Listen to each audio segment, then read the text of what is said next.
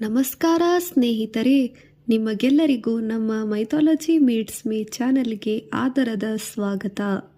ಈಗ ನಾವು ತಿಳಿಯಲಿರುವ ವಿಷಯ ಜನವರಿ 14-15 ದಿನಾಂಕದ ಮಕರ ಸಂಕ್ರಾಂತಿ ಮಹಿಮೆ ವಿಷಯದ ಬಗ್ಗೆ ಸಂಪೂರ್ಣ ಮಾಹಿತಿ ತಿಳಿಯೋಣ. ಮಕರ ಸಂಕ್ರಾಂತಿಯ ವಿಶೇಷವಾಗಿ ಇದು ಸೂರ್ಯನಾರಾಯಣ ಇಡೀ ಜಗತ್ತಿಗೆ ಬೆಳಕು ನೀಡುವ ಸೂರ್ಯದೇವ ಮತ್ತು ಪ್ರಕೃತಿ ಇಬ್ಬರಿಗೂ ಸಮಾನವಾದ ಪೂಜೆ ವಿನಮ್ರತೆಯಿಂದ ಕೃತಜ್ಞತೆ ಸಲ್ಲಿಸುವ ದಿನವೂ ಹೌದು.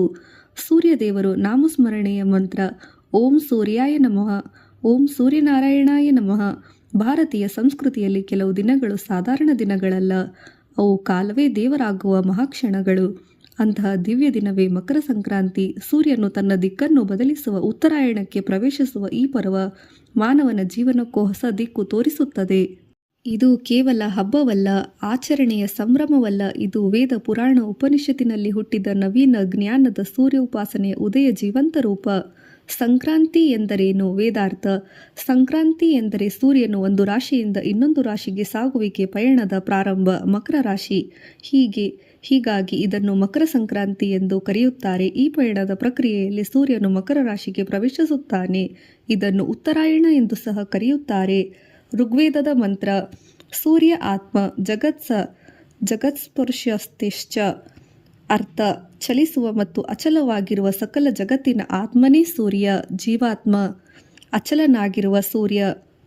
ಅದಕ್ಕಾಗಿ ಸೂರ್ಯನನ್ನು ಪ್ರಾಣದಾತ, ಕಾಲದೇವ, ಕರ್ಮಧರ್ಮದ ರಕ್ಷಕ, ಸರ್ವಸಾಕ್ಷಿ ಎಂದು ಸಹ ಕರೆಯುತ್ತಾರೆ. ಮಕರ ಸಂಕ್ರಾಂತಿ ದಿನ ಸೂರ್ಯನು ಮಕರ ರಾಶಿಗೆ ಪ್ರವೇಶಿಸಿದ ಕಾಲ.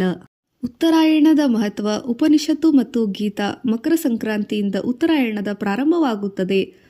ಛಾಂದೋಗ್ಯ ಉಪನಿಷತ್ ಮತ್ತು ಬೃಹದಾರಣ್ಯಕ ಉಪನಿಷತ್ತಲ್ಲಿ ಉತ್ತರಾಯಣದ ದೇವಯಾನ ಮಾರ್ಗ ಎಂದು ಕರೆಯುತ್ತಾರೆ. ಭಗವದ್ಗೀತೆಯಲ್ಲಿ ಅಗ್ನಿಜ್ಯೋತಿ ತಿರಹ ಶುಕ್ಲೆ ಷಟ್ ಮಾಸೆ ಉತ್ತರಾಯಣಂ. ಇದರ ಅರ್ಥ: ಉತ್ತರಾಯಣ ಕಾಲದಲ್ಲಿ ದೇಹ ತ್ಯಜಿಸಿದ ಯೋಗಿಗಳು ಉತ್ತಮ ಗತಿಯನ್ನು ಹೊಂದುತ್ತಾರೆ. ಇದರ ಆಂತರಿಕ ಅರ್ಥ: ಉತ್ತರಾಯಣ ಬೆಳಕು, ಜ್ಞಾನ, ಉನ್ನತಿ ಪ್ರತೀಕ. ದಕ್ಷಿಣಾಯಣ ಅಜ್ಞಾನ, ಅಂಧಕಾರದ ಪ್ರತೀಕ. ಮಕರ ಸಂಕ್ರಾಂತಿ ಅಂಧಕಾರದಿಂದ ಬೆಳಕಿನ ಕಡೆಗೆ ಸಾಗುವ ಸಂಕೇತ. ಪುರಾಣಗಳಲ್ಲಿ ಮಕರ ಸಂಕ್ರಾಂತಿ ಮಹಿಮೆ.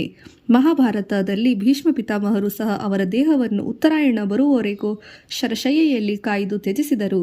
ಇದು ಉತ್ತರಾಯಣದ ದೈವಿಕ ಮಹತ್ವವನ್ನು ತೋರಿಸುತ್ತದೆ. ವಿಷ್ಣು ಪುರಾಣ. ಸಂಕ್ರಾಂತಿ ದಿನ ದಾನ, ಜಪ, ತಪಸ್ಸು ಮಾಡಿದರೆ ಸಹಸ್ರಗುಣ ಫಲ ದೊರೆಯುತ್ತದೆ. ಭಾಗವತ ಪುರಾಣ ಸೂರ್ಯವಂಶವನ್ನು ಧರ್ಮ, ಸತ್ಯ, ನ್ಯಾಯ, ಕರ್ಮನಿಷ್ಠೆ ಪ್ರತೀಕ ಎಂದು ಹೇಳುತ್ತದೆ. ಉದಾಹರಣೆಗೆ ರಾಮಾಯಣದಲ್ಲಿ ಬರುವ ಶ್ರೀರಾಮ, ದಶರಥ, ರಾಜ ಹರಿಶ್ಚಂದ್ರ, ಭಗೀರಥ ಮುಂತಾದವರು. ಜನವರಿ 14 ಅಥವಾ 15 ಏಕೆ ಆಚರಿಸುತ್ತಾರೆ? ಜ್ಯೋತಿಷ್ಯ ಮತ್ತು ವೈಜ್ಞಾನಿಕ ರಹಸ್ಯ. ಮಕರ ಸಂಕ್ರಾಂತಿ ಚಂದ್ರಮಾನ ಆಧಾರಿತ ಹಬ್ಬವಲ್ಲ, ಇದು ಸೌರಮಂಡಲದ ಸೌರಮಾನ ಸೂರ್ಯದೇವರ ಆರಾಧನೆಯ ಆಧಾರಿತ ಪರ್ವ. ಜ್ಯೋತಿಷ್ಯ ಶಾಸ್ತ್ರ.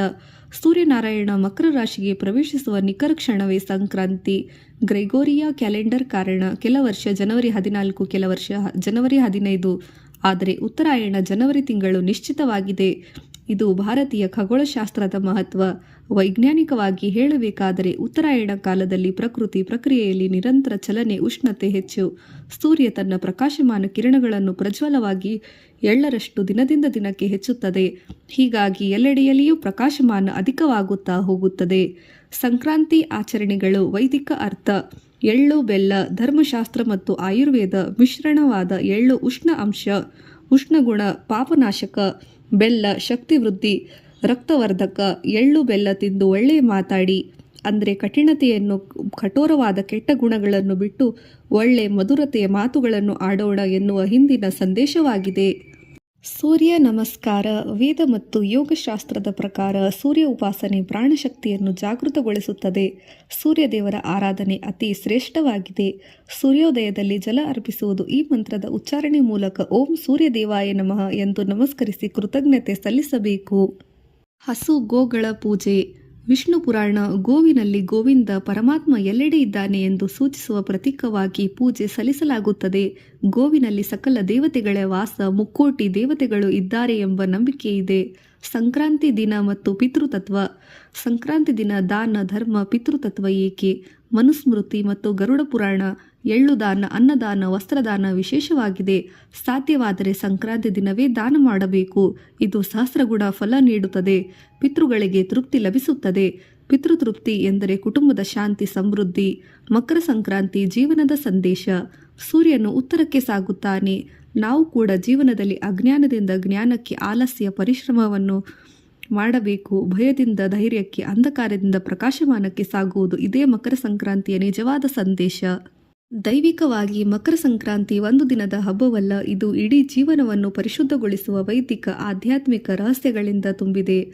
ಸೂರ್ಯ ಉದಯವಾಗುವುದು ದಿನನಿತ್ಯ ನಿರಂತರ ಪ್ರಕ್ರಿಯೆ. ಹೀಗೆ ನಾವು ನಮ್ಮ ಜೀವನದಲ್ಲಿ ಸೂರ್ಯದೇವರ ಹಾಗೆ ನಮ್ಮ ದಿನನಿತ್ಯ ಕರ್ಮಗಳನ್ನು ನಿಷ್ಠೆಯಿಂದ ಪೂರ್ತಿಗೊಳಿಸಬೇಕು. ಸೂರ್ಯನಂತೆ ಪ್ರಕಾಶಮಾನನಾಗಿ ಧರ್ಮದ ದಾರಿಯಲ್ಲಿ ಸಾಗೋಣ. ಸರ್ವೇ ಜನ ಸುಖಿನೋ ಭವಂತು. ಸರ್ವೇ ಸಂತು ನಿರಾಮಯ. ಓಂ ಶಾಂತಿ ಶಾಂತಿ ಶಾಂತಿ. ಧರ್ಮೋ ರಕ್ಷತಿ ರಕ್ಷಿತಃ. ಧನ್ಯವಾದಗಳು.